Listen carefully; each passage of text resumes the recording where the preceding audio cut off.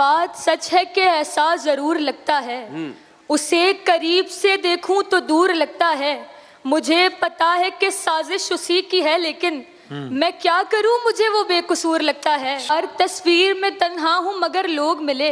کئی تصویر سے پہلے کئی تصویر کے بعد،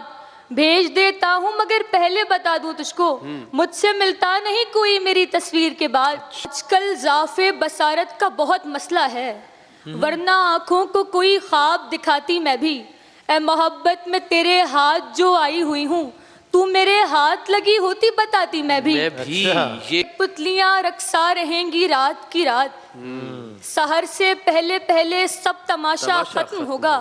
تماشا کرنے والوں کو خبر دی جا چکی ہے کہ پردہ کب گرے گا، کب تماشا ختم ہوگا۔ تیری توجہ کا ہے اعجاز کہ مجھ سے ہر شخص تیرے شہر کا برہم ہے میری جان، اس کو غرور مان لے یا پھر ادائے یار،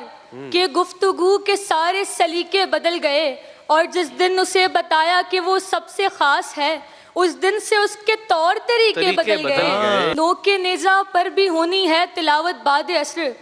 مصحف ناطق تہے خنجر ابھی سجدے میں ہے،